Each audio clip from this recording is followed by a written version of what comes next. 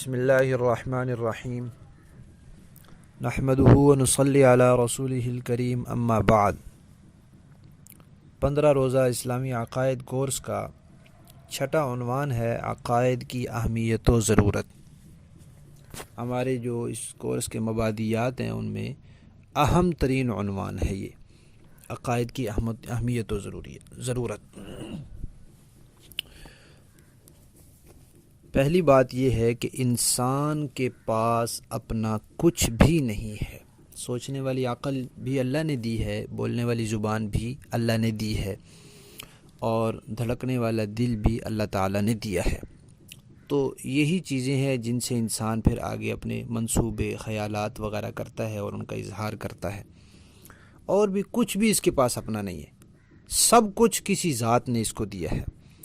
تو جس ذات نے سب کچھ دیا ہے اس کا شکر ادا کرنا اس پر ضروری ہے، اور اس کا شکر ادا کرنے کا پہلا درجہ یہ ہے کہ اس کی جو حیثیت ہے اس کو تسلیم کرے، یعنی اس کو جو اس کے بارے میں عقیدے ہیں وہ صحیح اپنائے۔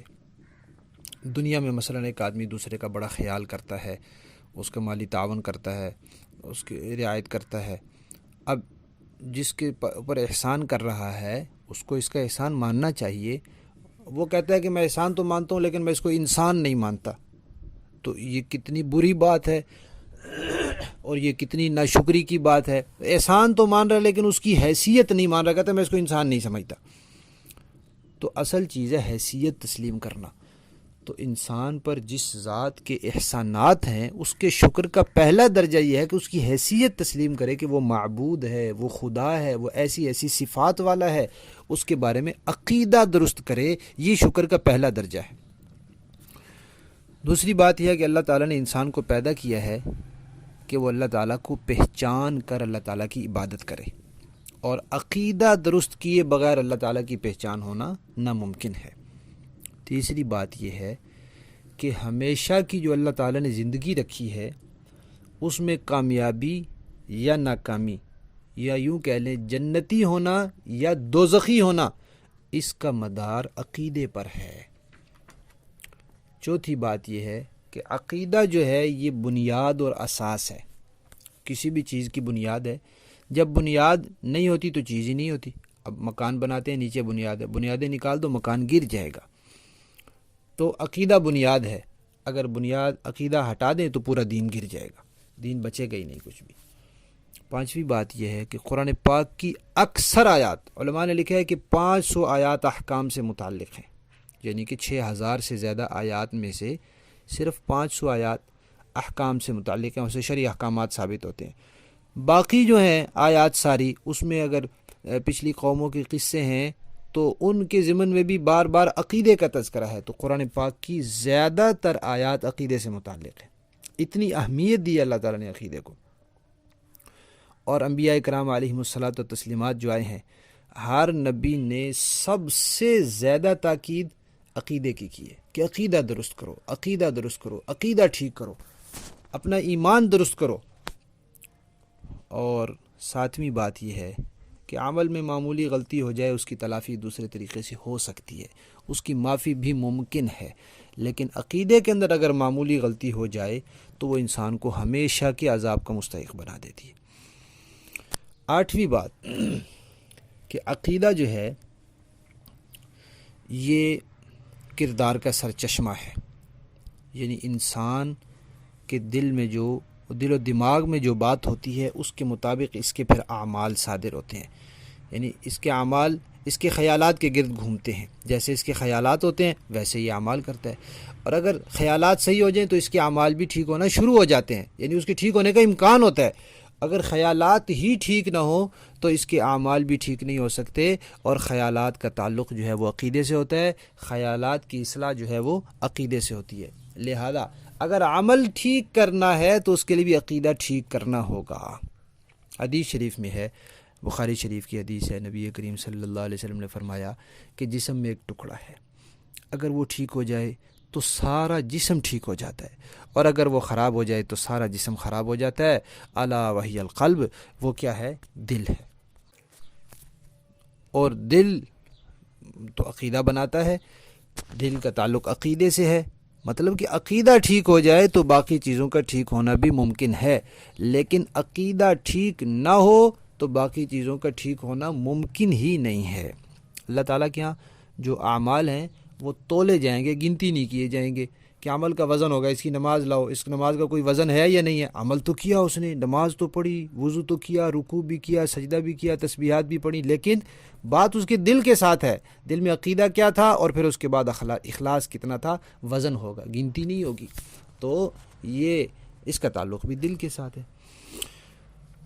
جی یہ بات گزر چکی ہے کہ عمل کی کوتاہی اللہ تعالیٰ معاف کر دیں گے، ہو سکتی ہے معاف، یعنی ممکن ہے اللہ تعالیٰ معاف کر دیں، لیکن عقیدے کی خرابی کبھی بھی معاف نہیں ہوگی۔ 10ویں بات کہ انسان کی روحانی ترقی، جیسے انسان دنیا میں مادی ترقی کر رہا ہے ایسے اس کی روحانی ترقی بھی تو ہوتی ہے، اس کی روح جو ہے وہ اللہ تعالیٰ کی طرف جوں متوجہ ہوتی ہے، اللہ تعالیٰ کے قریب ہوتی ہے، تو روحانی ترقی، اسی طرح اخلاقی ترقی، اسی طرح اس کی تمدن کی ترقی، ان سب کے راستے میں عقیدے کی خرابی بڑی رکاوٹ ہے۔ جب عقیدہ خراب ہوتا ہے روحانی ترقی بھی رک جاتی ہے، اس کے معاشرے کی تمدن کی ترقی بھی رک جاتی ہے، اس کے اخلاق کی ترقی بھی رک جاتی ہے۔ اس لیے کہا جاتا ہے کہ انسانیت کی سب سے بڑی ضرورت عقیدے کی اصلاح ہے۔ کھانے کو نہیں ملا کوئی بات نہیں، بھوکا مر جائے گا نا، کوئی دنیا کی 4 دن کی زندگی گزر جائے گی، معاشی حالات خراب ہوئے کوئی بات نہیں، عمل میں تھوڑی کمزوری ہوئی، اس کو یہ تو نہیں کہہ سکتے کوئی بات نہیں، لیکن یہ اس درجے کی بات نہیں جس درجے کی عقیدے کی خرابی کی بات ہے۔ لہذا اس وقت کے ہر زمانے میں انسانیت کی سب سے بڑی ضرورت یہی رہی ہے کہ اس کے عقیدے کی اصلاح ہو، اور اسی سب سے بڑی ضرورت پر انبیاء نے اپنا سارا وقت اور سارا زمانہ لگا دیا ہے۔ نوح علیہ السلام نے اتنی لمبی عمر لگائی ہے، اسی عقیدے کی اصلاح پر لگائی ہے۔ 11ویں بات یہ ہے کہ عقیدہ ایسی چیز ہے جو ہر وقت کی ضرورت ہے، ایک لمحے کے لیے نہیں چھوڑا جا سکتا۔ نماز کبھی چھوڑی بھی جا سکتی ہے، روزہ انسان سفر میں چھوڑ سکتا ہے، مرض کی حالت میں چھوڑ سکتا ہے، بعد میں قضا کر لے گا، باقی چیزیں آگے پیچھے ہونا ان کی کوئی نہ کوئی صورت ممکن ہے، لیکن عقیدہ ایک لمحے کے لیے دل میں نہیں ہوگا، انسان ایمان سے نکل جائے گا، اسلام سے نکل جائے گا۔ زبان سے بعض اوقات مجبوری کی حالت میں کچھ اجازت دی گئی ہے کہ انسان اپنی جان بچانے کے لیے عقیدے کے خلاف بات کہہ دے، لیکن قرآن پاک کہتا ہے وَقَلْبُهُ مُطْمَئِنٌ بِالْإِيمَانِ، یہ تب ہے جب اس کا دل ایمان پر مطمئن ہو۔ تو دل سے، عقیدہ کا تعلق تو دل سے ہوتا ہے، زبان سے تو اس کا صرف اظہار ہوتا ہے۔ عقیدہ ایک لمحے کے لیے بھی نہیں چھوڑا جا سکتا۔ 12ویں بات یہ ہے کہ ہمارے دین کا جو پہلا امتیاز ہے اور اس کا نمایاں شعار ہے اور جس بات پر اس کا سب سے زیادہ اصرار ہے وہ عقیدہ ہے۔ لا الہ الا اللہ کیا ہے؟ عقیدہ ہے۔ محمد الرسول اللہ کیا ہے؟ عقیدہ ہے۔ 12ویں بات یہ ہے کہ عقیدے کی خرابی اللہ تعالیٰ کے غصے کو بھڑکانے میں زیادہ شدید ہے۔ اعمال کی خرابی سے بھی اللہ تعالیٰ کو غصہ آتا ہے، لیکن عقیدے کی خرابی سے اللہ تعالیٰ کو جتنا غصہ اور جلال آتا ہے اعمال کی خرابی سے اتنا نہیں آتا۔ 14ویں بات یہ ہے کہ عقیدہ بیج کی طرح ہے، اچھا بیج بوئیں گے تو اچھی فصل ہے، خراب بیج بوئیں گے تو خراب فصل ہے۔ اچھا عقیدہ ہوگا تو انسان اچھا بن جائے گا، خراب عقیدہ ہوگا تو انسان خراب کا خراب ہی رہے گا۔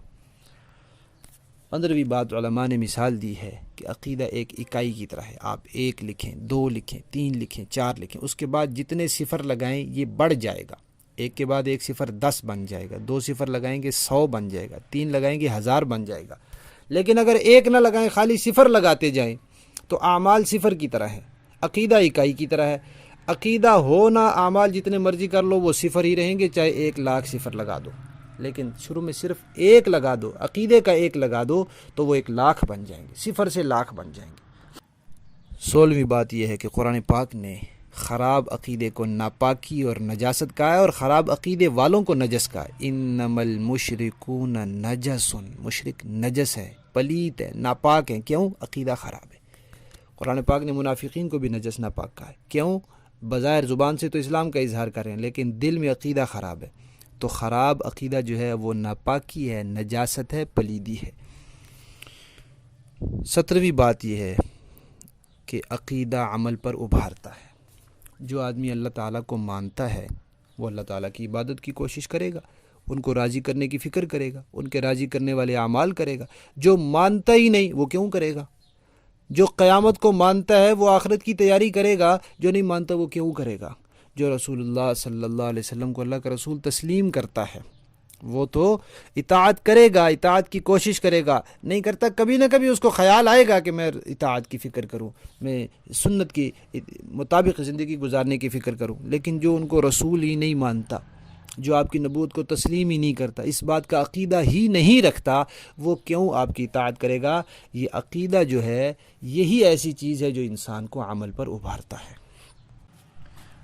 خلاصہ اگر یوں نکالا جائے تو انسان جو ہے جس کو حقیقی معنی میں انسان کہتے ہیں وہ صحیح عقیدے سے ہی بنتا ہے۔ قرآن پاک نے کافروں کو کہا اولئک کالانعام بل هم اضل، یہ جانوروں کی طرح بلکہ جانوروں سے بھی بدتر ہیں۔ تو عقیدہ انسان کو انسان بناتا ہے، لہذا انسان بننے کے لیے ضروری ہے کہ انسان اپنے عقیدے درست کر لے۔